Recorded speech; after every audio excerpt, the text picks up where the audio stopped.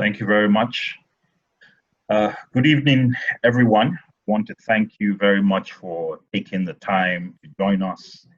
This is the fourth in our panel discussions on the subjects of race, racism, and political engagement for the Nigerian American community. We have an excellent panel today, 4 panelists that are going to come to us with a very wide range of experiences, and we're certainly excited about the panel that we have, and we expect that all of you and the panelists will have a very fruitful session. Before going forward, I will just very quickly go on to remind us about what this is all about. On August 28th, there will be a march on Washington. It recreates the March on Washington that was carried out during the heights of the civil rights struggle. And every year for almost a decade now, National Action Network, that's formed by Reverend Al Sharpton, stages a march on DC.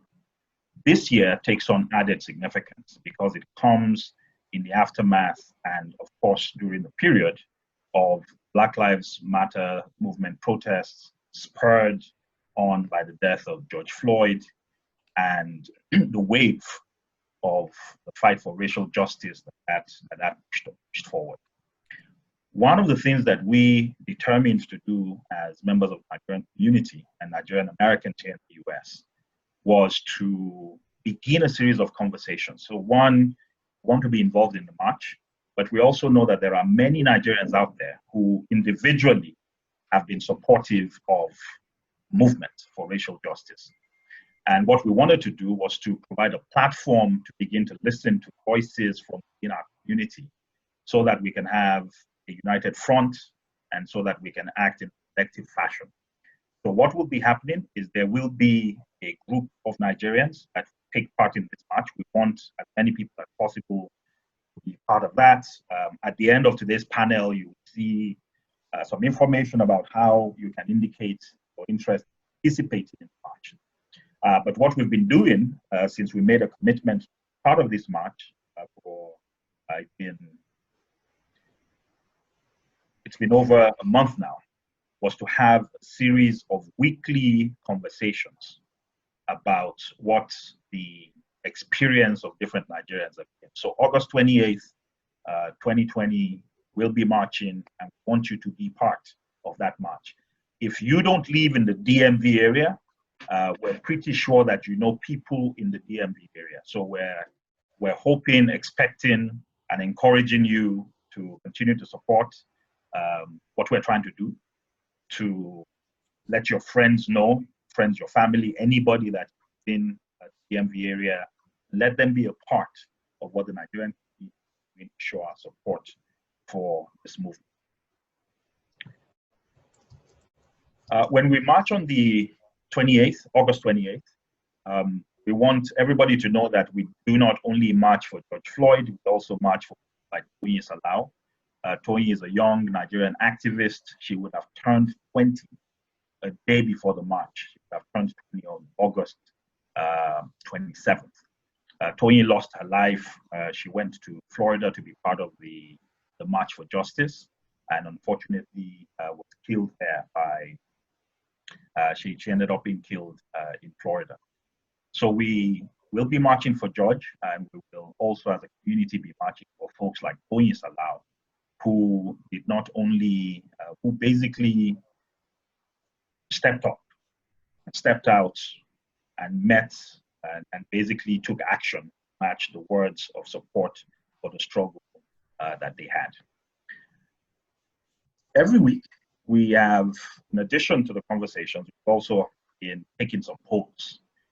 So one of the ways in which we're trying to get a sense of pulse of the Nigerian community is to actually ask questions. So we've been asking you, so we've been providing you with some surveys, asking some questions, you've been responding to them. And here's just a sampling of some of the responses we've had. Majority of us have had some type of racial experience, almost 70% plus. A number of us have participated. So far, it looks as if just under 50% of those who have been a part of these weekly meetings have actually physically been a part of the protest. And we know there are many reasons why that might be the case. COVID and the fact that we still have a pandemic that's active being one of them. By a long shot, a majority of us believe that Nigerian Americans can do more to further the cause of racial equality. And a large number of us, a clear majority, 83%, indicated that they have actually, in their own lives and their own personal experiences, experienced overt racism. Practically everybody that has been part of the conversations has said they will be supportive of the march. And so we're encouraging you not just to support us verbally, but to also make a commitment. So at the end of today's talk, we will let you know how we can be supportive of this effort. And then over the last week, we have begun migrating the discussion to the question of what then happens beyond the march. So we will march, then what? And the what next obviously involves questions around political participation. And so we've asked people if they're eligible to vote. A significant number of people have indicated that they have eligibility to vote. And we've also been asking what types of elections folks have participated in. And when we look at the word cloud, it looks as if a lot of our people have been taking part in elections that are down the ticket. So senatorial elections, school districts, official offices, municipal elections, mayoral elections, and this is encouraging. And so we will keep taking these polls. You will see them come up periodically as we go through this panel as well. Before going forward, we really need to mention the fact that in the last week, we lost a hero. We lost a great man. We lost someone whose name is synonymous with the cause of racial justice in the country.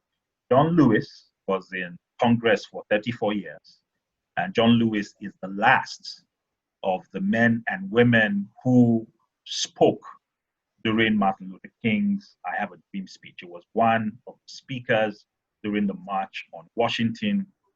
We had hoped that he would be a part of this particular march, but he has been called home. John gave his life literally for the struggle. His body bore scars of the injustices that he had to endure. John Lewis was the leader of SNCC, which was the students' arm of the struggle, of the civil rights struggle. He was one of those who fought significantly to integrate the South. They suffered all types of injustices. John Lewis sadly left us last week. And as we march again on August 28th, so remember people like Toyin Salau and people like John Lewis who gave their all in terms of furthering the cause of racial justice and racial equity. And I think John's life, Mr. Lewis's life, is important also in one regard. His life personifies a person who marched as well as got involved politically as well. And I think our panel today will do justice to that topic. We've had 3 panels so far. This is going to be the 4th one. The first panel looked at the question of the conversations of race as an intergenerational conversation. So what we had on that first panel was just a group of Nigerians across a wide range of generations, first generation Nigerians, second generation Nigerians. They gave us their perspectives on what their views were about race, racial relations, and what our role should be. The next panel, the second panel, was also a very, very interesting panel. What that panel was focused on was basically just asking ourselves the question, is this our fight? Why should we be involved? The third panel, an extremely exciting panel made up of only young Nigerians and Nigerian Americans, looked at the question of why we must be involved. And we looked at it exclusively through the lens of young Nigerians who have spent most, if not all their lives here in the United States. Today's panelists also come to us with an incredible amount of experience. I expect this to be very, very exciting panel. We have Mrs. Lara Awofeso, we have Mr. Kenny Kalejaiye, we have Mr. Muyiwa Sobo, and we have Mr. David Chuke. They will be our panelists for today. And without wasting any more time, what I'll do right now is I will go into the first portion of today's discussion, which is a period where each of the panelists will have about 5 minutes to tell us a little bit about themselves and tell us what their views are about this very important topic. I will start with Mr. Muyiwa Sobo. Mr. Sobo, the floor is yours. Yes, thank you, and good evening all. It's really a pleasure to be here, and let me just start by thanking the host and the co-host for the job they've been doing so far. I really do commend their efforts, and it's an honor to be included in this panel. Of course, I first heard about this from my friend, whom I think is also online now, and that is Mr. Sarumi, who told me about it. And I have another friend online, that is Samuel Adewusi, whom I've known almost all my life. So I'm really happy to be here. But let me just start by joining you in paying tribute to Congressman Lewis. I actually met him a couple of times when I was working in DC with Councilmember Frank Smith, who was a member of SNCC, actually. And that was when we were doing the work on the street there. And I'm happy, it's an honor to just be part of that effort. In fact, I was part of the team that actually wrote the legislation to create that museum. And I learned a lot while we were doing that concerning racism. Yes, my name is Muyiwa Sobo, and I'm a lawyer, as it says on my profile. I've been practicing law here for quite a while. I've been in the United States for some time as well. And when it comes to the issue of racism, you see, coming from Nigeria, I never thought, I didn't know anything about racism. Of course, I was aware I'm a Black person, but it just never, it did not resonate until I arrived here in the United States. I was in college, and I took a course they call Black Politics. While in Nigeria, I did not know that slavery lasted for so long. Of course, I knew about slavery. I thought it was maybe for 30, 40 years. I didn't know it went on for centuries. So that was the first experience that exposed me to this issue of racism. And of course, as we progress in this country, going to college, going to law school, practicing law, yes, we experienced a lot of racism. I can't even begin to mention some. But I can tell you particularly of one experience that I had. And if there was a time when I have been accused of beating somebody up in public, was when I met one man named Dinesh D'Souza. Dinesh D'Souza is an Indian guy who came to this country as an exchange student, but he had the audacity to write a book. Of course, he was a polemic. He was a rubber rouser. He went to school, graduated, and wrote a book called The End of Racism. And when I did not read the book, but I read the summary in the New York Times. And I was so angry reading it because the whole argument there was, okay, Blacks were slaves, they were treated as property, and so they were treated right because they were property. And so it was okay. And so they should actually be happy. And so because they brought them from Africa and they exposed them, I kept that in my mind. But one day I was in the elevator in DC, and in came this guy, and I recognized him immediately. And I looked at him, And the way I looked at him, he looked at him, he's Indian, short little guy. I could have killed him right there if I had the opportunity. But he looked at me and he felt something because he could feel that now I would not know whether he was at the floor he was going before he got out, but he did get out. Just the way I was looking at him. So yes, the fact that we are Black, it's innate. It's nothing we can change about that. And of course, most of us don't even think about it that way. You can't change your skin color. So that is who you are. That is what you bear throughout your life. And so it will not be right for anyone to look at that and judge you. And the root of racism is in this country. Of course, we have the slavery issue, but then from slavery, we have several, like this Danish person writing crazy books, stupid books about how whites are superior when it comes to intelligence, about how they have some kind of God-given right to lord over other people, about how because we are from Africa, we are subservient, we are subhuman, and we should not have rights. Oh, some people will say, oh, because we can run very fast. Therefore, that is the alternative to having intelligence. Yes, we're strong. So if you're strong, you're physically strong, you cannot be mentally strong. And they have series of books like that. And I'm going to talk about that later, because that is what actually propelled this image, this horrible image of us, that we are less than others. And because of that, and then, of course, you have to look at the story of how Blacks have been treated, the issue of poverty and lack of education. Well, there's more to say, but I'd like to stop because I see the moderator waving at me.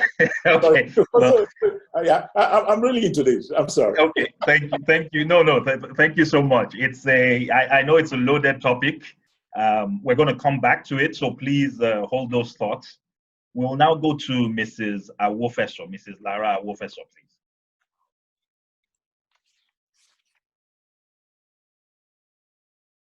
You are muted.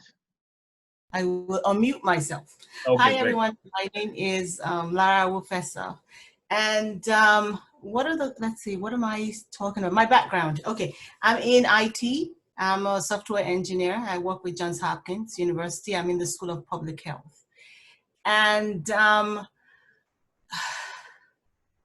like he said, it's a loaded question. I don't think I was very active when it comes to race issues in the United States, because I also grew up in Nigeria. And I also had my preconceived ideas of what it meant to be a Black person in the US. It wasn't a very positive image that I had. But I think my views started to evolve when I started interacting with African Americans. And I think I particularly became very active when I gave birth to Nigerian Americans, you know. Mm-hmm. So, and it became especially poignant for me when my son, you know, like didn't stop growing at 6 feet. He's, 15 and he's 6'4", mm-hmm. And he's like a big person. And my daughter is 6 feet tall as well. And she is very opinionated. And I think I started to have very strong feelings about how they're being perceived once I had kids. Personally, my first issue with race happened in the 90s.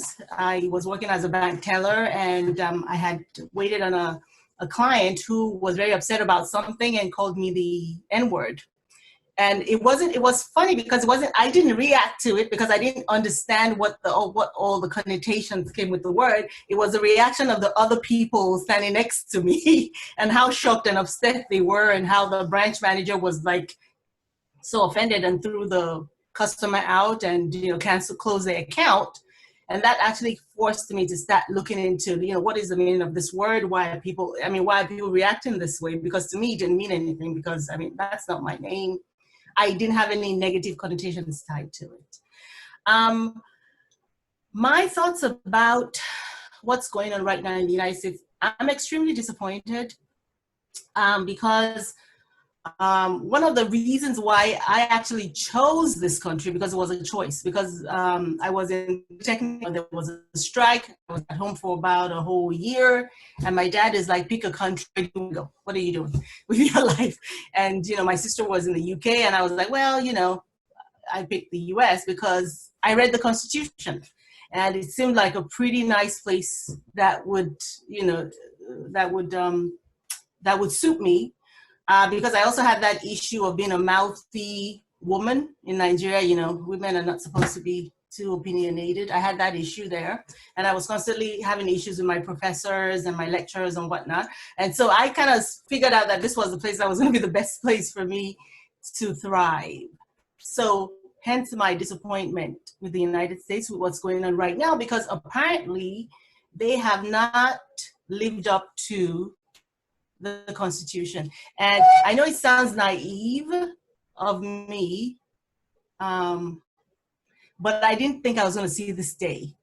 You know, I didn't think I was going to see someone like Trump as the president. I didn't think I was going to see a situation where people felt bold enough to actually express the thoughts that they had in their minds about race and what they felt about me. I knew they had those thoughts. You could tell they had those thoughts. But, you know, the typical Nigerian, was it exceptionalism? One more minute. One more minute. Pride. Yeah. I just assumed that they recognized the excellence when he walked into the room, because, you know, you come as a Nigerian, you put your head down, you do the work, they see the work, they appreciate it. So I figured that, you know, they had the thoughts, but they kept it to themselves. So I would say right now, I'm pretty disappointed with the way things are racially in the US. Okay. Thank you very much for those perspectives, Mrs. Awofeso. Mr. David Chuke.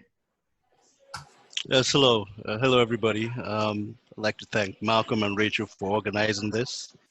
I actually was surprised that such a forum existed when Malcolm contacted me, because this has been one of the concerns I've had as far as racial experiences in America is concerned.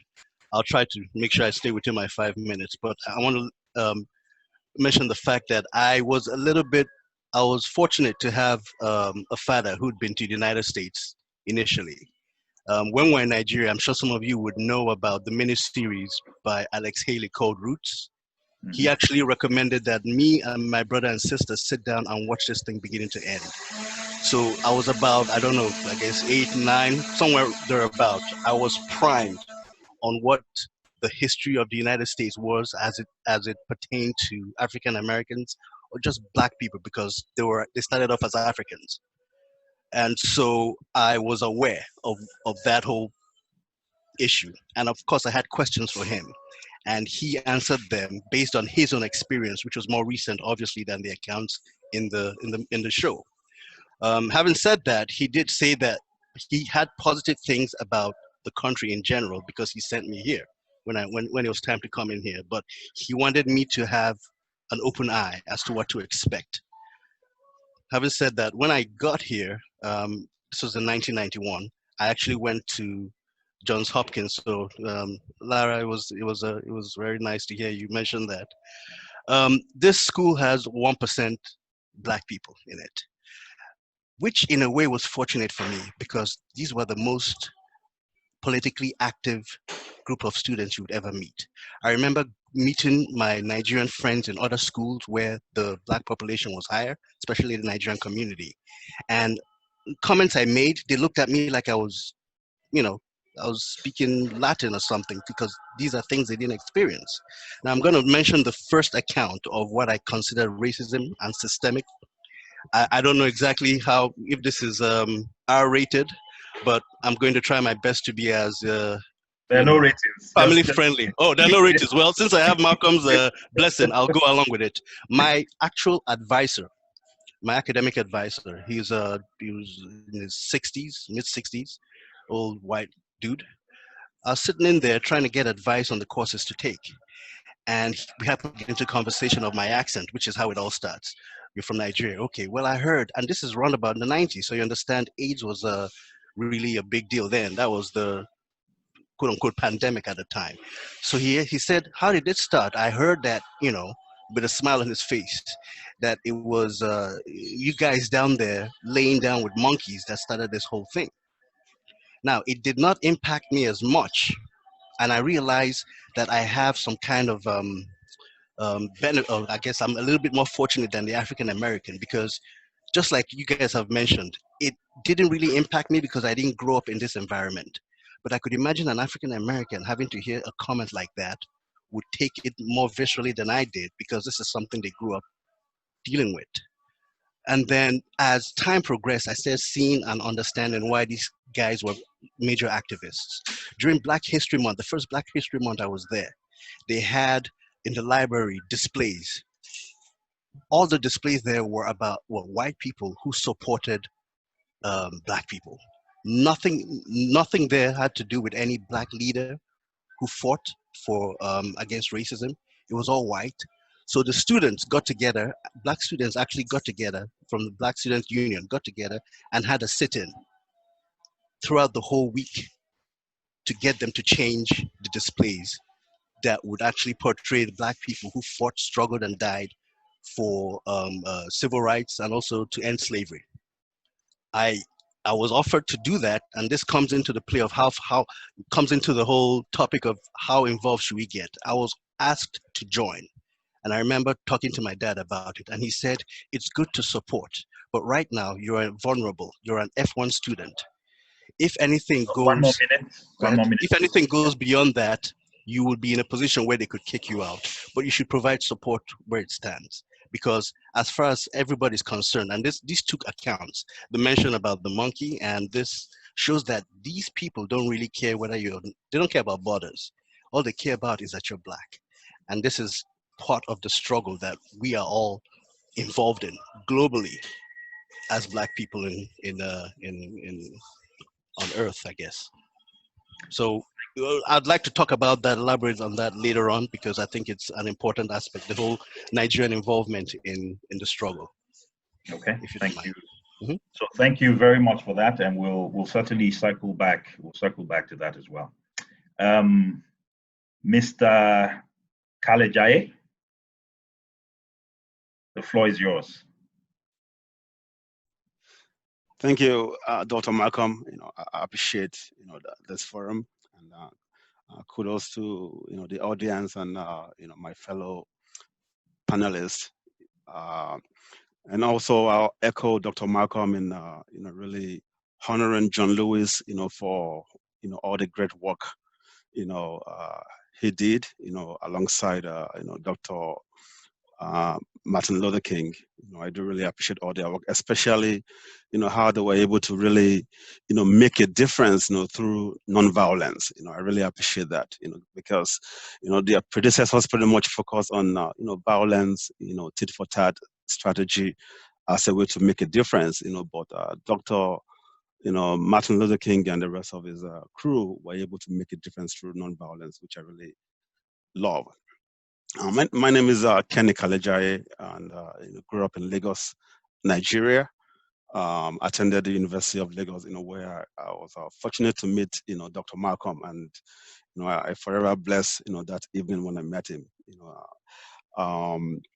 Moved to the U.S., at the age of 21, in search of greener pastures.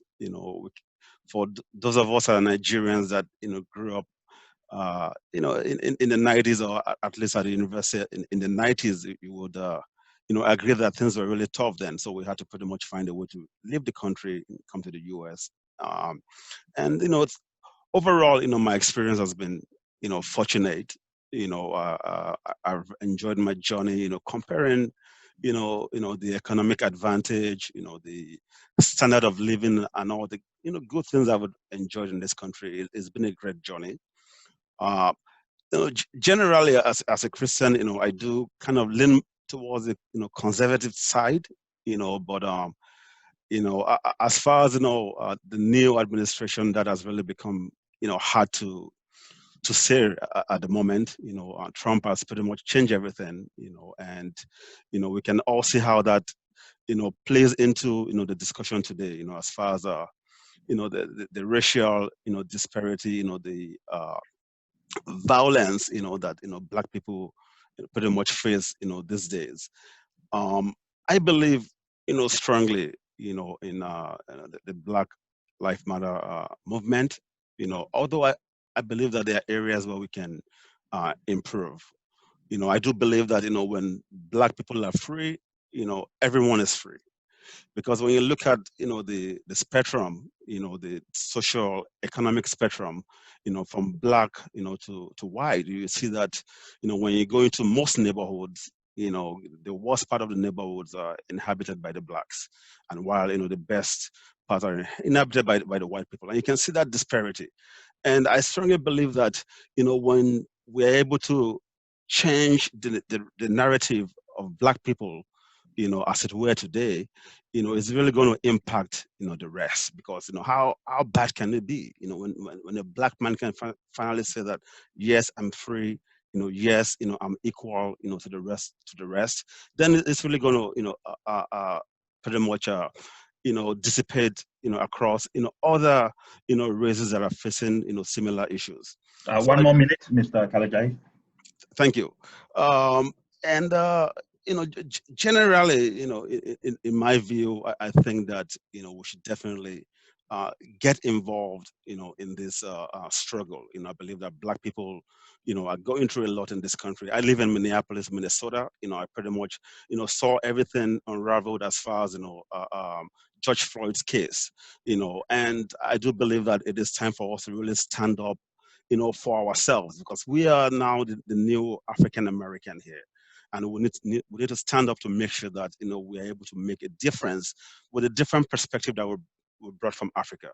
So I'll definitely, love to elaborate on that as we move on with this discussion. Thank you. Thank you very much. So I want to thank all the speakers for their opening remarks. You all brought some really interesting perspectives. There was a common theme that maybe common, except maybe for David. It appears a number of us were not prepared for the experience of racism when it came here.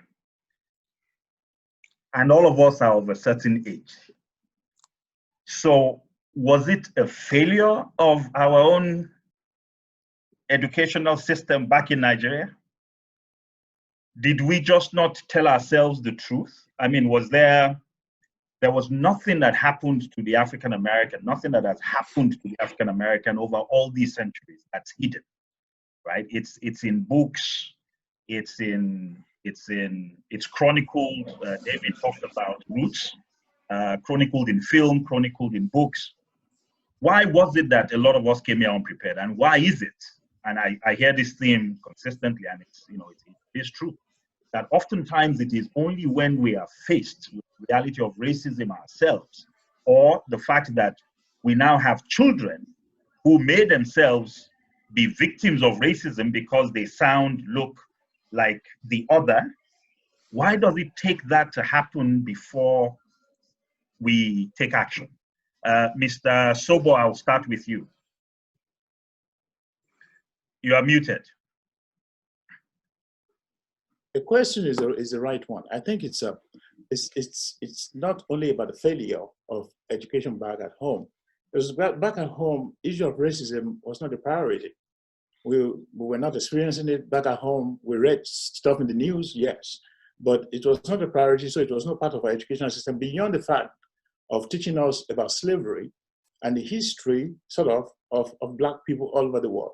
So we had a little snippet of it. I had a snippet of it before I came to the United States, but I was lucky because I studied political science for my bachelor's degree, and one of the areas where we taught was Black politics. And that was the exposure for me. And I know most people do not have that kind of exposure. So I was exposed to it early when I came to the United States, just by virtue of my college education. Okay, but not in Nigeria. Your exposure was there. It was just, little things about what was going on in the United States. And we read in the newspaper, all these issues about Martin Luther King.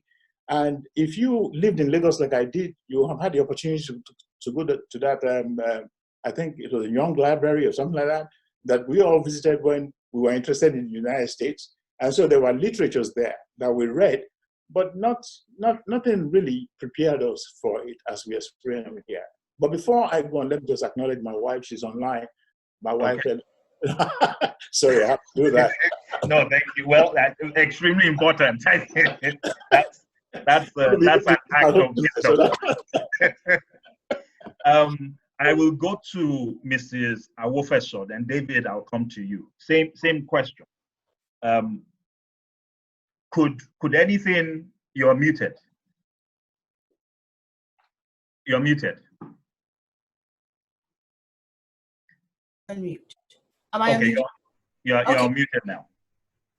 Well, here is what I boiled it down to about 4 things. The first thing is that the PR game of the United States is pretty strong. Because when I was growing up, I watched things like, what's it called? The Jeffersons, Fresh Prince of Bel-Air. The shows I was watching didn't show me that there was racism in the US. And then America has a very, very strong PR game, especially in Africa. Very strong PR game. And, the impression you get is that, this is where you come to pursue your dreams. If you're talented, if you have any kind of talent, this is where you come, meritocracy, compete, and then it has nothing to do with the color of your skin. That's the message that they have been pumping out of the US towards African countries and other countries. Another thing is that the disadvantage I think I had was that my dad did not come to the US. My dad went to France. And they had subtle racism in Europe. So he did not have any of the experience of the racism in the United States. So I did not have any frame of reference for, what was going on here. And then another thing is, we're all Nigerians. We all have to admit, if you grew up in Nigeria, if you have family in Nigeria, we have been told from time that we are at the top of the pyramid. That's why the way I was raised, that we were the tits, so in your mind, you would never think that you would go anywhere where just showing up in the room as a Nigerian didn't automatically just fling open the doors. And so that's one of the things I think that, that's one of the disadvantages I think I had as a Nigerian growing up. I did not know about the racism in the US. I didn't know how bad it was. I didn't watch Roots until I got here. I didn't understand it until I got here. Because until I came to the United States, I think someone mentioned this, I was always a woman. But then I came to the United States and I became a Black woman. So that's my experience of it. That's profound. You came here and you became a Black woman. That's strong.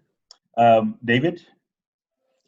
She hit the nail right on the head, especially when she talks about the PR game. In fact, America has a great PR game in America. You could actually interact with people of totally different race and they have a completely different perspective, be it Asians or whites, of the African American struggle itself. I mean, not only recently did a colleague of mine who was white even hear about the whole Black Wall Street massacre in 1929. This is something that happened on their own soil, something of a massive scale that happened on their own soil and they did not know. So it's in the books, it's probably in movies, wherever you want it, in print. But this society is based on or at least was based on information being funneled through a certain minority of a group of, I guess you call them media, right? That would actually sanitize the information. And they were the gatekeepers of that information and decided what the masses were exposed to.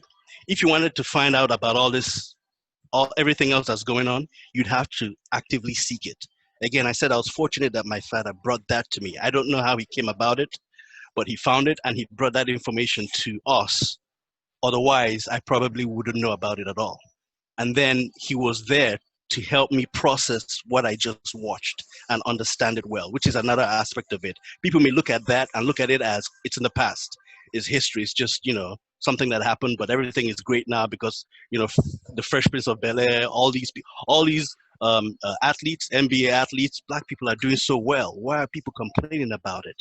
But what they fail to understand is this is just the image. These are these are actors being brought to the forefront to give people an impression that the other masses in poverty don't exist at all, or that there is a path, an easy path for an African American to realize their goals or dreams or what have you. So what we don't understand is, and even though it's been, funny thing is, it's been given to us in form of rap music, where they keep talking about, F the police and all that. Listen to the lyrics. They're explaining what's going on in the poor areas. But when we listen to the music, we don't listen to the lyrics, do we? We listen to the beat, we dance to it, we might even repeat what they're saying, but we don't understand that these people are really talking about what they're experiencing. And it's presented in such a beautiful way that even though we hear the words, we don't feel what they're going through. Okay. And so all the information kind of gets lost unless something as drastic as what happened now happens and people decide to really listen to what's going on and understand what's going on. Okay, thank you. So thanks for that perspective. We'll build on some of the things that were said. Mr. Kalejaiye, do you? Thank you. Yes, please. Yes, thank you, Dr. Malcolm. And thank you to the rest of the panelists as well. I do, reason with the perspective I've heard so far, but I want to take a different spin to it. I believe, that, growing up in Nigeria, before coming to the US, we knew, I knew that, America, wasn't a bed of roses, and I knew that you had to struggle and, make things happen for yourself. I knew that, racism was pretty much, out there one way or the other. But you open a kind of worm when you start to compare, the reality in Africa, with the reality of in America. I think they are the same thing, in different dimensions. What we see in Nigeria and what we see here in the US. And I do believe that, in Nigeria, what we face there is totally different. But let's focus on the United States. It is, true that a lot of people come here without understanding, the depth of, racism, or the reality of racism in America. And, we had to pretty much, quickly, learn on our feet, to what extent that we have to react to it. So, generally, I believe that, while, the black man suffers, police brutality here in the United States, in other parts of the world, there are economic problems, that, came about as a result of, racism on a global scale. So there is that ripple effect, that comes from the colonial masters, to other parts of the world that we see, we experience in Nigeria today. So I just want us to understand, those perspectives and try to, talk more about that. Okay, so I hear you. So thanks to everybody for your perspectives. And Mr. Kalejaiye, if I'll just follow up on what you said, I think, so correct me if I'm wrong, but what I think I heard you say was that America is not unique in having these challenges. Not at all. Okay, but here's the thing, right? And I agree with you completely that we come from a country where we may not have racism, but we have ethnicism, we have tribalism. It is a form of racism. If the different tribes had different colors, we would call it racism because our colors were different. But I think America has to hold itself, and we hold it to a different ideal because America has a contract. When the country was founded, there was a contract, and that contract said, we hold these truths to be self-evident, that all men are created equal. And if you believe that, then join us, right? No other country. So yes, in Nigeria, we happened to have been cobbled together by the British. This is true for many other countries, but this is the only country in the world that before it was even started, there was a mission and a vision. There was a plan. It was like establishing a business. And that is why I think that we must hold as people who are now in this country, the reason why people come here, you know, the African American obviously had no choice in coming here. He or she was forcefully brought here.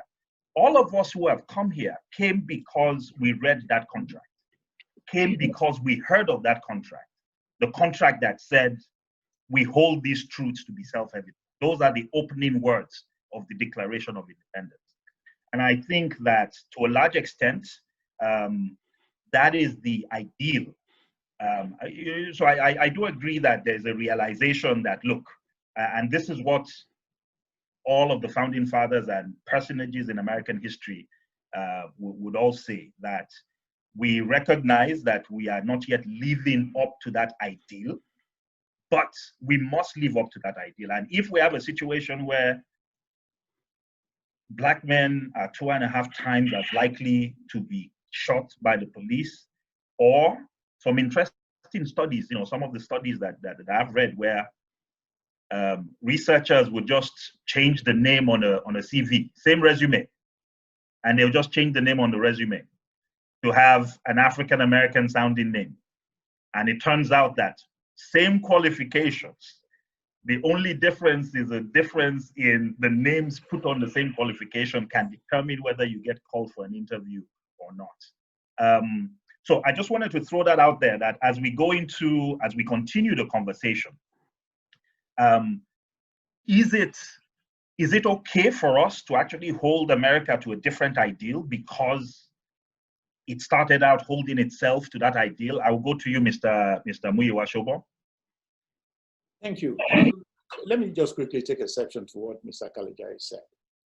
Look, America is unique in its experience. There's no other country in the world that you can compare to this country when it comes to the issue of racism. Why? Because Blacks started out differently from here. They started out being looked at as subhuman, slaves. And which other country in the world went to war over slavery except this country? So let us don't, I don't want to say we're dousing it or we're downplaying it when we say the experience is not different from anywhere in the world. Yes, it's really, really different. And if you look at several,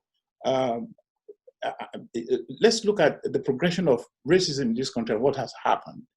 The issue of Jim Crow, Brown v. Board of Education. All those cases, if you are exposed to reading those cases, you will know that the experience here is quite different from anywhere in the world. Now, moving forward, I think there's a generational divide here as well, because, you know, some of us came to, I came here barely out of high school. I didn't have a father to tell me anything about the United States. I just came. In fact, I wasn't looking for anything like, I just wanted to leave Nigeria. So I came here. There was no prior experience, no prior exposure, but I found myself here. And the first day here, I knew that things were not going to be how I expected when it comes to the issue of racism. Now, there was a book that I bought for my son when he was growing up. And just to highlight, it's called Kafia Boy in America. It is the story of a Black South African who came here and tried to make it. And my son was born here, of course, and I bought the book for him. Recently, he told me about that book, how much lesson he learned from it. So for some of us, we had that experience from our parents who had the opportunity of that exposure. Those of us, I came here in 1989, so thereabouts. Some people here are not even born then, I'm sorry. So, but we had that experience. Now, moving forward, we have to recognize the fact that this thing is not going to go away.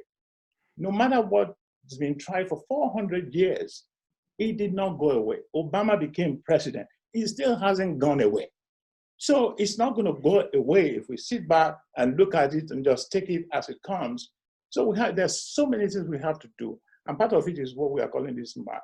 And I appreciate that. But it's wider than that. And we have to move forward with that thought. Okay. So thank you for now taking us to the next step, which is, so I'm going to ask everybody the question. It's a yes or no. There's going to be a march. If you were here if you're in the DMV area, I know that there are at least 2 of you who don't live in the DMV area, but I'll ask you the question anyway. If you were here, would you have been turning out on August the 28th in a socially distanced, responsible, well-protected way to participate in a march for racial justice and racial equity. Mr. Kalejaiye, yes or no? Yes. Mrs. Awofeso? No. Was that a yes or a no? That was a no. Oh, a no? Okay. we'll come back to that. Mr. Sobo? Yeah, of course, I'm up there. I mean, I am in that commitment. It's just one Okay. commitment. So. Mr. David? Without a doubt, yes. Okay. So, Mrs. Awofeso, why? So, is there anything other than a medical reason or some safety-related reason that would not make you march? Okay. So I already told you I have very strong opinions. So No, please. I have to apologize. My marching days are over. I think that we should be a little bit more strategic about it. Marching, yes, maybe for the younger folk, but I think that we have to attack the issue using unconventional means. Okay, please. So, like what? Okay, so in my head, I'm thinking that we need to do compartmentalization and bite-size the issues, because what we're talking about, because it's systemic, this issue we're trying to fight, it goes across everything. The neighborhoods we live in, the schools our children attend, the school councils. And I think that we need to make very smart decisions about how we get involved in these issues. I think we need to start making our presence felt in schools, in the communities, like what am I calling? Homeowners association. Like we need to start showing up. Can you hear me? You're talking about you believe we need to be more engaged. I believe we need to be more engaged. I think we need to be more politically involved. Exactly. Okay. We have to make our presence felt. We need to make them see our power. And marching is good, like John Lewis said, good trouble. I believe that, but my marching days are over. I think that I will be more useful in strategic planning and getting in there and showing up and policy changes and things of such nature. Understood. So that helped. But here's what I would throw out as well: that the march sometimes is a public show of force that allows everyone to begin to understand that this is no longer just an issue that a few people believe in. So I think marching has its place. And I've actually been two things about the marches that have taken place in this period have been incredibly impressive. The first one is how effective they've been. I don't know if, I'm not keeping a count yet, but there are so many places around the country, so many counties, so many states, that because of these marches have actually changed things. Mississippi, for example, has taken off the Confederate flag from its Confederate banner from its flag. Minneapolis has reformed its police completely. I forget which state it was, but one of the states has actually passed laws that prohibit the use of chokeholds. Chokeholds were part of what killed. Chokeholds was what killed Eric Garner. Cutting off blood supply to George Floyd was part of what killed him. And as a result of these marches, I think we've seen some really interesting things come through. But the point is taken that we must have additional methods. We must have other ways of engagement. It cannot be a one-trick pony. And so in coming to that, I will piggyback on something you mentioned, which is you said we should be more involved. You've talked about getting on school boards, participating. So what are you suggesting? Are you suggesting that as Nigerian Americans, we should support people that we believe will get the job done? Or are you suggesting that as Nigerian Americans, we should put ourselves up for elective office and get involved? Yes, that is exactly what I'm saying, because And I'm coming at this from a mom, and I'm talking about the things that I have experienced just as being a mom, being present in the classroom, for example. There's certain instances where circumstances for my kids have changed because I was physically present. Because these people just see these Black kids. They don't know who's behind them. But when you show up in the classroom, for example, they know, they take note. The child is attached to a lady that will be on premises. So they treat my kid differently. I've had a situation where a teacher had said that my child needed to be medicated for ADHD. And it turned out that it was because she wasn't giving him proper constructive instructions. And we found it out because my husband and I followed it all the way down the line. And it turned out that she wasn't doing what she was supposed to do. They put someone in the classroom and she ended up losing her job because they found out that the way she was talking to the kids in the class was negatively impacting the kids, especially children of color. And so sometimes we need to be physically present. And it's not just the political offices. I'm talking about every single strata of our lives that affect our children. And so we should run for those offices. We not just support them. We should run for it. And if we can't, if we find someone that, you know, can do it, then we should throw our weights behind them and support them. I think we need to break the system of the, you know, that's why I said matching feels good, you know, I understand it, but then after the matching, what next? Like, get into the system and affect the system. That's where, you know, that's what I believe should be done. Okay, I'll go to Mr. Sobo and then Mr. Chuke and Mr. Kalejaiye. If you have some additional points, I'll come back to both of you in that order. You see, just trying to address the issue of matching that Mrs. Awofeso raised. I understand where she's coming from. Her matching days are over. I don't think she's saying matching is not important. She's just not going to participate because her matching days is over.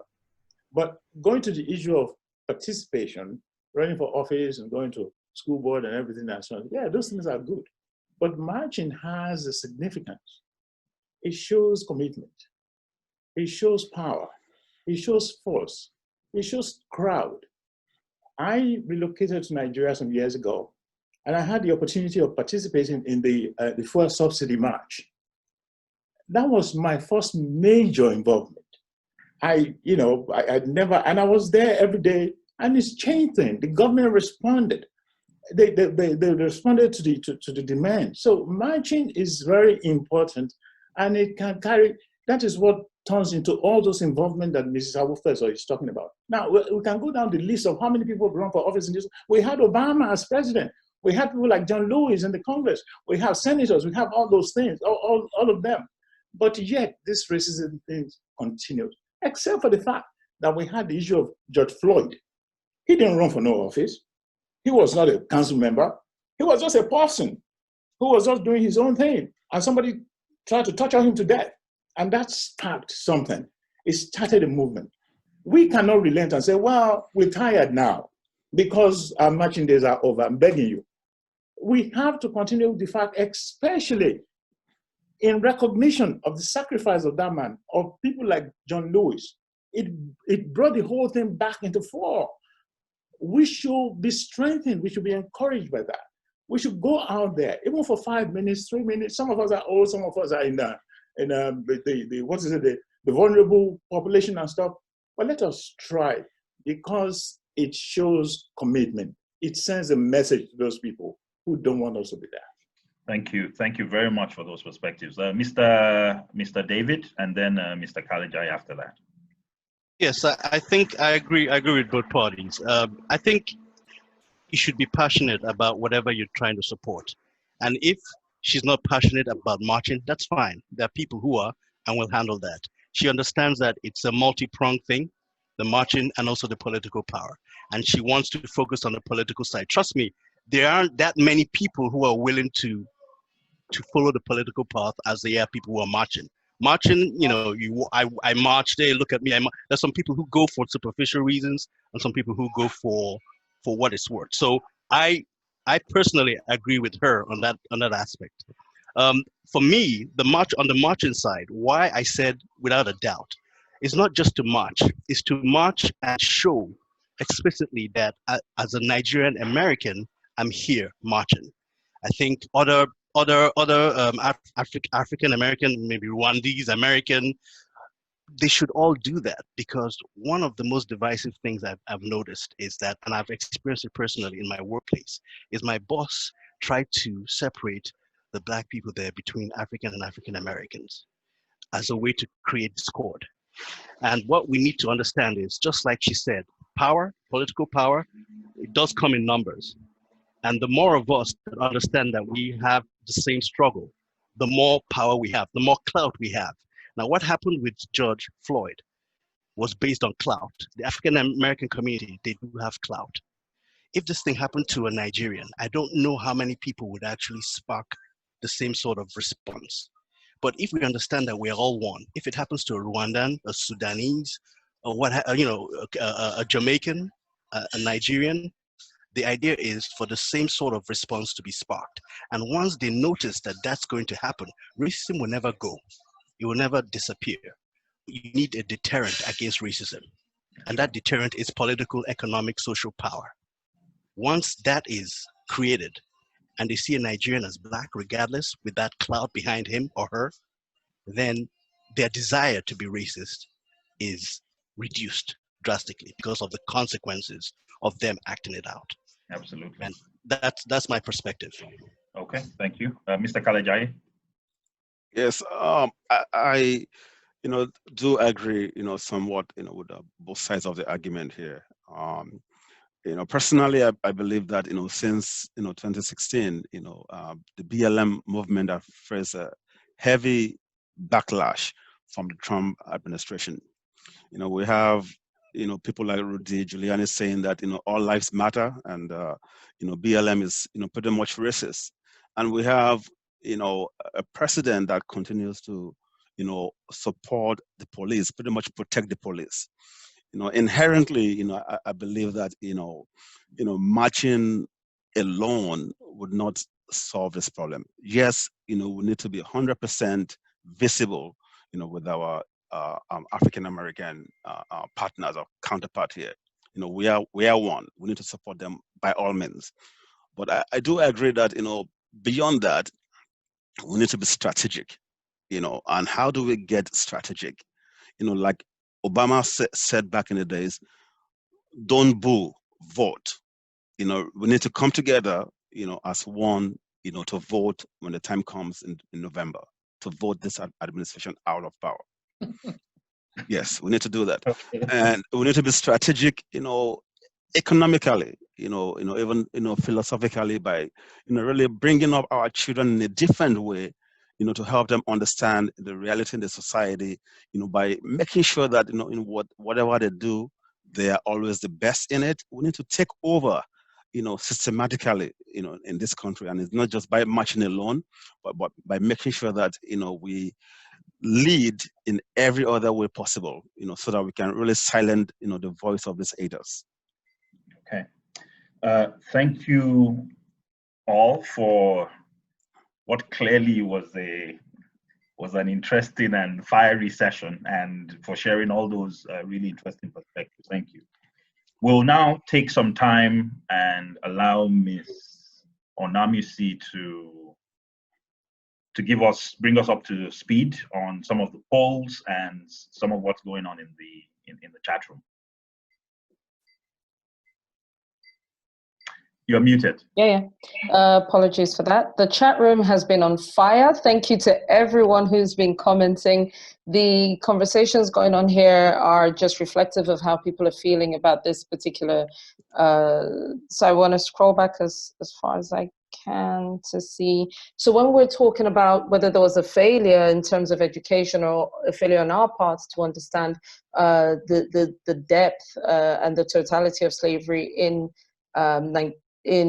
the US, Tolu Omoba says, many Africans look to whites as leaders, fathers, mothers. There is a certain type of white worship in certain parts of Africa. And Tokwe says, it's a great failure of the education system. WAEC governs the curriculum in Nigeria and several other former colonies. Needless to say, the former colonizers influenced the curriculum, to which Dr. Otunuga says the curriculum in Africa was designed to denigrate the African sociocultural experience in favor of Western civilization. Mr. Sarami says, our experiences back in Nigeria or our perspective come from entertainment such as Black comedy, Good Times, The Jeffersons, Cosby Show, etc. Moving on, I'm just trying to get some of the more impactful statements, although these chats have been amazing. Tolu says, yes, it controlled the media, control curriculum, control religion, and then finally you control the people's minds. So this is how the oppression is carried out, basically.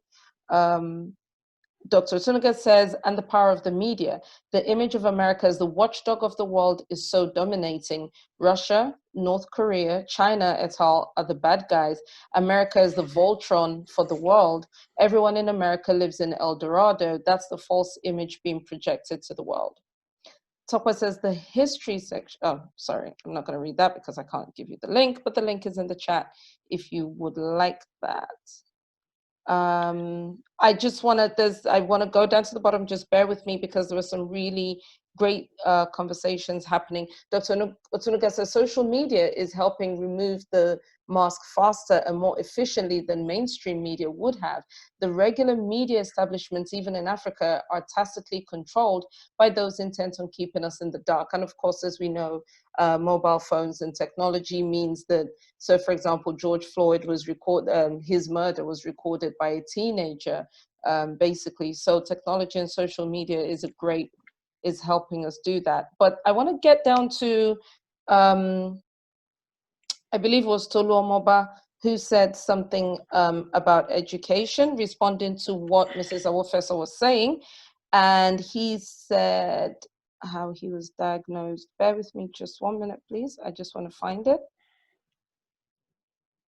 Yes, Tolu Omoba says in school, they tried to tell me I was mentally ill. They tried to say that I had a learning disability. I ended up getting a scholarship in college. The education system doesn't see your children the way you do. I am not experienced in building successful businesses, but I do believe we need to try way more and focus less on profit-driven and more on value-driven. So he was responding to my comments about how do we build better businesses. And so Frank Sarami, who I believe you would like to speak with, made a comment about we can get involved in our children's schools and get involved in education and on those councils, but the community involvement will not help us in corporate America. So what do we do to get ahead in corporate America is a great question that's going on in the chats as well. Okay, so thank you very much for those perspectives, and thanks to everyone for really keeping things alive and fresh and exciting through the chats. So I think we've gotten to an interesting place where we're recognizing that beyond the march, engagement is more than just voting in elections. Engagement might involve participating, but it goes beyond just political office. What about the boardroom? What about our stories? I think one of the things that jumped out at me as we continued having this conversation was the fact that I seemed to be hearing something along the lines of they are telling their own story, and they're telling their story very sweetly, and they're trying to lie to us with the story that they're telling, and it's their story. Why should they tell a story about themselves that is not reinforcing of themselves, that doesn't put out a certain narrative? It is our task to tell our own story. And I think one of the challenges we have is we don't tell our story enough. It took CNN. It took CNN to tell the story of Nigerians as a community that is contributing positively in the US, right? It takes others. Why does it take others to tell our story? Why is it that we're not taking charge of our stories? And before anybody says, oh, CNN has global coverage and Fox has global coverage. Remember that before they had global coverage, they had no coverage. And then we should also remember that we're in the age of social media. So what role? Do we have a role in telling our own stories? Is part of standing up for ourselves. So for example, what Mrs. Awofeso said about the fact that we need to be present in classrooms. She was present in a classroom. It helped her. I hear, from the comments and the chat comments that Ms. Onamusi just read, Mr. Tolu, either he stood up for himself or his parents stood up for himself in the classroom. But many of our people don't know they can do that. And it brings me to another point, which is not-for-profit organizations and think tanks that help us think, that help us bring our views and opinions together so that individuals don't have to go through the same challenges over and over again. Is that part of the equation? Are those things that we also need to do? I'll throw that to Mr. Sobo first. Well, I hear you, and it's a great point to raise about telling our story and how we need to participate. But the issue is this: what story do you really want to tell? Is our story different from the ordinary Black American story? Who we try to come together with in this situation? So the story that we are trying to tell, or that we need to tell, is generally the story of Black people here, whether you're a Nigerian, whether you are this, whether you're that. Why? You see, the statistics of Black American is been shot. In America here, they refer to us as Black. They don't see Nigerians, they don't see Ghanaians, they just see Black. Even the native Black Americans are trying to come up and say, well, look, we're a little bit different from these African or Nigerian American. So when we start going and say we want to tell our story, I am asking the question, what story are we want to tell? The fact that we come here, or that we achieve, or that we are different from them, or what? Now what you have to notice, when you go that route, you are actually playing to that division that they try to peg, to put in us. My son or my children see themselves as Nigerian American, but they see themselves as African American as well. So I don't want us to go. What we should focus on is how to actually lift our lot as Black people, whether we are from Nigeria, whether we are from here, but we are here, we're in this country. Certain things that affect them affect us. If it affects you as a Nigerian, Black Nigerian, it affects the next person who is also Black. So I'm trying to understand where this telling our own story comes from, or how it plays into what we are trying to achieve here. We are not going to go march and say, oh, we are Nigerian Americans and so we are different. We are marching because of racism, which affects all of us. Black, if you're Black, you're Black. Jamaican, whatever, you're Black. So I think that should be the focus. The focus should be what we need to do to start changing that narrative. Of course, if you go and say we're telling our own story, my experience has been, if you go, I'm a lawyer, I go to court all the time, and people look and say, you have an accent. Oh, you must be different from them. Oh, you are more intelligent than them. You speak better English than them. And I see that as just driving a divide between me and them. And I'm not going to play that game. So in trying to recognize ourselves, yes, we can do that. But our story, I'm trying to say, is their story. Their story is our story. Okay, so if their story is our story, that is a story worth telling, right? And that is the telling of the story. That so far, I think every single person on the panel today has alluded to the fact that somehow, somewhere, there appears to be some attempt to make it seem that we are separate. And look, it's not new, right? That in every place where you have an oppressor, you go to South Africa, and if you have a little shade of yellow, you are not Black. You come to the US, and if you have any drop of Black, you are black. What's the difference between the two places? The difference between the two places is in South Africa, it was always a majority black population. And so because the oppressor was in the minority, the oppressor needed to make sure that anything that remotely didn't look like the majority oppressed population, you could put them to one side. So if I could put the colored people to one side, if I could put the Indian South Africans to one side, if I could separate them, that was what was needed in that context. When you come to a context like this, where blacks always have been a minority, then what you do is you don't have to concede anything to anyone. And what that has led to is, as long as you have a drop, and historically that was the reality, a drop of black makes you black. In South Africa, a drop of white makes you non-black.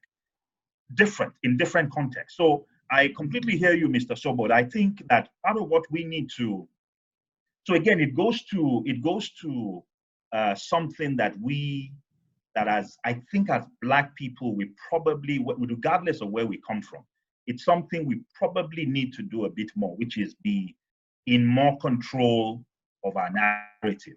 And what I mean by telling our story, for example, is that if we're in a classroom, right, the classroom environment, somebody has to go there and advocate for the black child.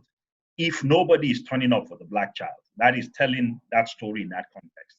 In the boardroom, in the corporate environment, whatever that environment is, if we believe that there's something that needs to be said that helps us understand uniquely the situation of this person because they are black, or the situation of this person because they are not only black, but they also have a certain cultural context that might even make them slightly more disadvantaged, then it's something that we also, potentially need to talk about. But Mrs. Awofeso, and then I'll go to Mr. Kalejaiye and then to Mr. David, is earlier today, I was fortunate to log in to a meeting it was remarkable. 7 Nigerians were running for different offices. It was a beautiful thing to see, from Miami-Dade to New York, and even here in Maryland. There were people running for all kinds of offices, running for Secretary of State in Missouri, Mr. Yinka Falete, I believe his name is, to April Ademiluyi here in Maryland, running for a judicial seat in Prince George's County. Nigerians are starting to get involved politically. It's new, it's different, and I think it's really exciting. So do you guys have any opinions about that? We're getting more involved. Should we support people because they are Nigerians, or should we be supporting them because there are certain things they stand for that are aligned with what we believe? And if that's the case, what are those things that we believe? Why, beyond marching, is there a justification for jumping on the bandwagon and giving support to these brothers and sisters that are, again, moving forward and saying, look, I want to go beyond the march. I want to start getting involved. I believe so. I believe that that we should join in and support them. And I think this also ties in with the issue of the stories and our stories, because we bring something to the table. I believe that very strongly, having grown up outside of Nigeria, because there is a limiting that happens to people of color in this country. I don't know if it's a brainwashing, I don't know if it's education, but they set limits. There's certain limits that they set for themselves. Nigerians don't have that limit, because if we're coming from outside of the country, we see a bigger picture. We're able to see a much more bigger picture, because we know that there are Africans in the diaspora. We're all over the world. And we know that there's a strength in numbers, and that we can actually help push whatever the fight is forward. And I think that also Nigerians, we have a pragmatism that most people don't have. We know how to do the hard work. We know where all the blind spots are, just by virtue of the way our minds work. We know where all the loopholes are. And I think that if we get in there, we can actually help, because we can help them navigate certain things that they may not see or they don't understand. Because most Nigerians show up in places not being aware that they're not supposed to be there. You know, we just show up because we think we're supposed to be there, and here we are. Most African Americans have been told that there's some places they can't go, there's some things they can't do, there's some limitations to their lives. And that is due to the way the system here has been structured. But those of us coming from outside of the country, we don't have that. We just don't have, our minds don't work that way. And so I think that we can actually help push the fight if we join in and just help them navigate these different things that they don't see. Can I give a quick example of that? Do I have enough time? Okay, I had a situation like this where I had a coworker at a particular position, but she was fighting against herself because she was so sure she wasn't going to get that position because our boss is not a person of color. And she told me what she was feeling and what she wanted to get. And I was like, yeah, go ahead and go for it. But she was so sure that she wasn't going to get it. And I'm like, just ask, just go in and ask for, you know. So I could see that because a typical Nigerian would not think not to ask. I mean, if there's more money involved, I mean, it's a higher grade. Yeah, of course, I'm great. I can do this work. But she had all this misgivings and she was saying, well, typically they don't really, you know, hire people that are not, you know, that are non-Caucasian to do that job and whatever. It never occurred to me that that would be a problem. Do you see what I'm saying? So sometimes, and this is a highly educated person, so sometimes there's some hang-ups, and I think that we as Africans from outside of the United States can actually bring our strengths into this fight, which is that we don't have limits, because nobody set these limits on us. Like, we come from a country where everybody that's ruling everything is Black. So we've seen powerful Black people, we've seen articulate Black people, we've seen strong Black people, we've seen successful Black people. So this is not strange to us, because I remember when Barack Obama was running for president, people were like, oh my goodness, they were also, I'm like, why are you all surprised? My dad is a Barack Obama, my husband is a Barack Obama, my cousins and uncles. So we've seen this, we know that these people exist. But for them, it's something that they don't see. So if we get in the fight, we can help them navigate and show them that there's a bigger world out there. And yes, you can do these things. And these are the ways you can get there. Okay, thank you. Mr. David? Yes, I have to say I kind of disagree with that, in the sense that you remember who nominated or who recommended that Barack Obama run. It was Oprah. Oprah is African American all the way. I think personally that account that you mentioned, I don't know if that's the case, but what it reminds me of, the African Americans I've met who have been beaten down for so long. I mean, so you are right, because we come from the outside, we don't have that baggage. Some of them do have that baggage, but then one of the people who I learned everything I needed to know about race relations and who has risen to great heights. It was an African American guy that I met in college. He would go everywhere that African Americans typically are told they can't go. If you think back to the history of African Americans, all the firsts, Bessie Coleman, she was told she couldn't fly. She left America, went to France and learned how to fly and came back. If you look at the history, there have been a lot of firsts by African Americans doing things that African Americans have been told not to do. And frankly, the way I see it, African Americans are the standard for all Black people globally in beating the odds and pushing through all oppression or resistance to actually accomplish the goals that they need to accomplish. I'm not trying to contradict what you're saying, but this is the way I see it. As far as voting for a Nigerian, just American because they're Nigerian American, I don't agree with that either, because what I've noticed is, and that's why I like this forum, a lot of Nigerian Americans seem to align with Trump. They seem to support Donald Trump and his policies, and I have a problem with his policies, as do so many people. So if I vote for someone just because of the way they look, I'll be doing exactly the same thing that I don't like when a white person votes for another white person, regardless of what their policies are. So I personally would vote for a Nigerian American, yes, if their policies align with what I think is good for Black people in general. Because I know, just like African Americans, there are Nigerian Americans who actually take on positions that are against their community just because it gives them a certain political power. So in that sense, I would definitely pay attention more to what they're about, because personally I could vote for someone who's not Nigerian American if I know that their policies would actually align better with the community as a whole, including Black people. Got you. Great point. Mr. Kalejaiye? Yes, thank you, Dr. Malcolm. I do agree, that definitely we should get involved, especially, due to the fact that, for most of us, Nigerian immigrants, it's very, very likely that, we might not, make it back to Nigeria, in this generation. There are many empty, mansions in Nigeria right now with people, that have that dream to go back to Nigeria, but increasingly we'll see more people coming in here just because of the economic condition. So it's looking like this is home for us at this point in time.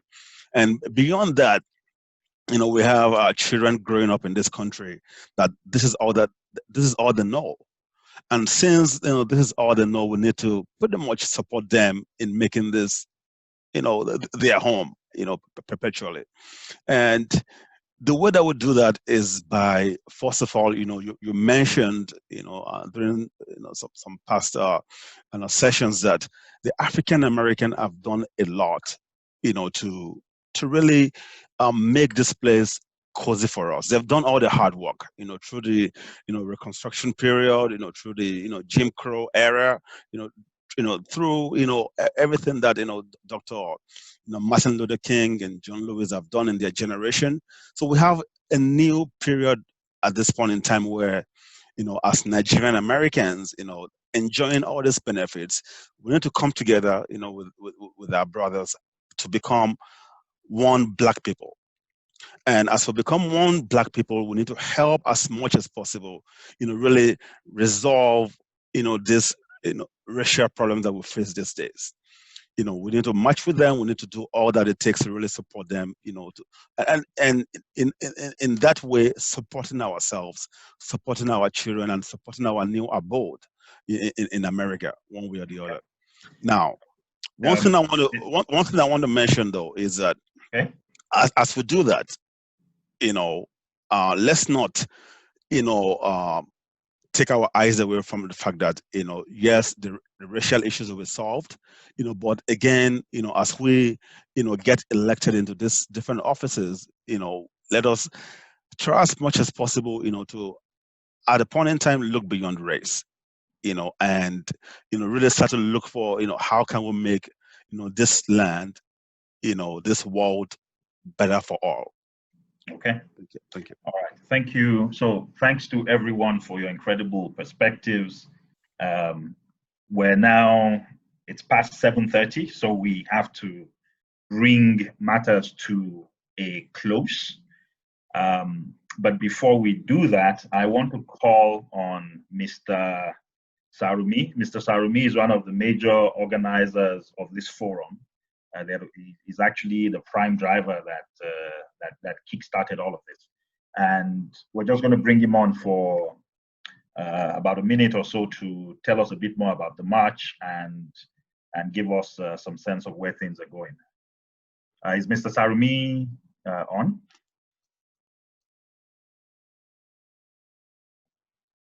Oh, sorry, I was on mute. Yes, I'm on.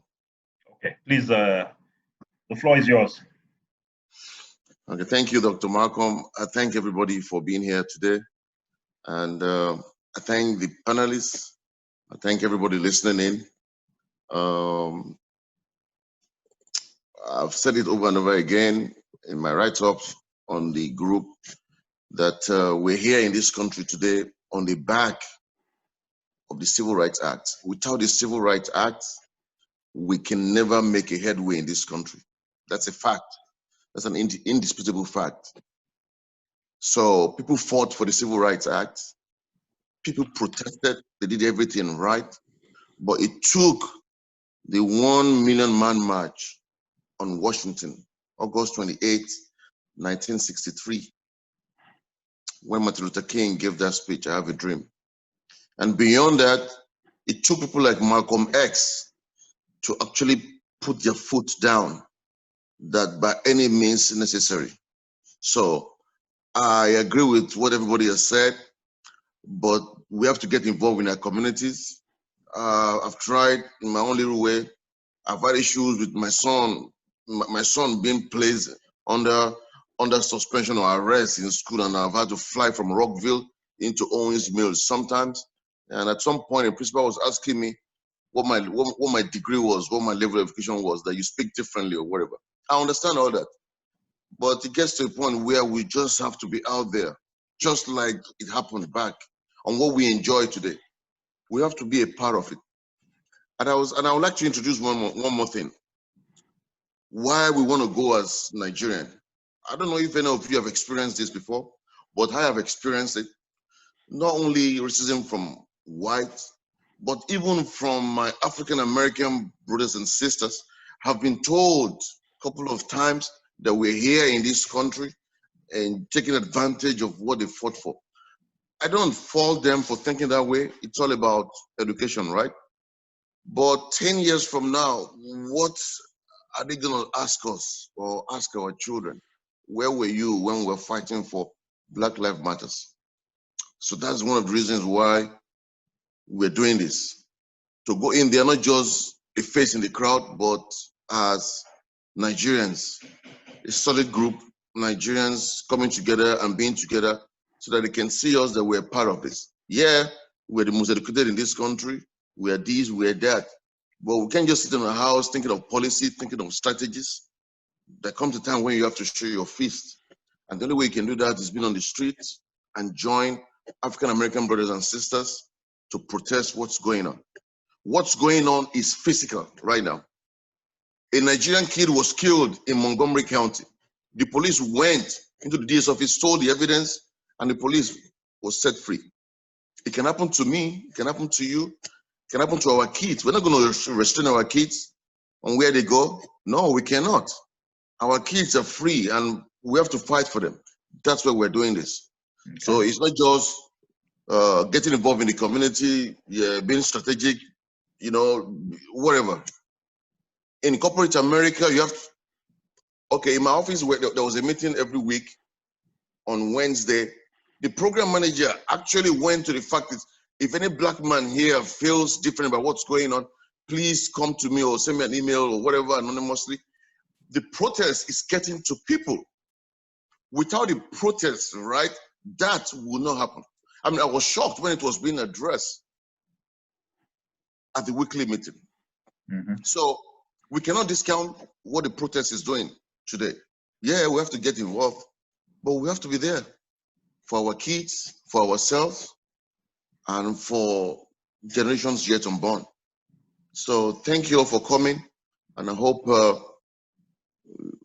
we're praying that you'll call your friends and tell everybody so they can join us on Friday, August 28th, to be a part of the Nigerian American taking part in the protest.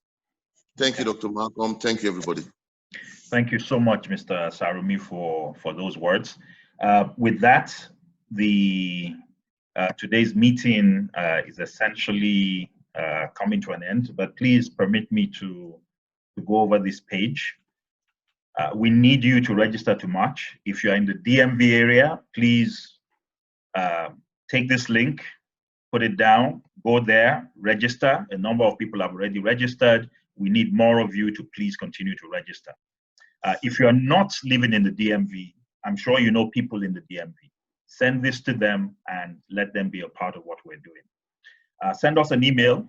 If you have people that you know have some really interesting perspectives and we want to be a part of these conversations, please reach out to us. Let us know who these people are. A conversation is only as rich as the diversity of the people that come to the table to discuss. And we want as many different perspectives as possible. And as you could see today, the panelists were coming from really different perspectives. And at the end of the day, we had a very enriching discussion that I believe is going to move us forward. We're also present on Facebook. So please join us on Facebook and let's keep the conversations going. So thanks again to everybody for coming. Our special thanks to the panelists for giving us of their time and sharing their rich and diverse perspectives with us. Thanks, everybody, and have a wonderful week. Thank you See very all much. next week. All right. Thank you. Thank you, Malcolm. Take care. All right. Thanks, everybody. Thank you, everyone. Bye. Thank you. Thank you. Bye-bye.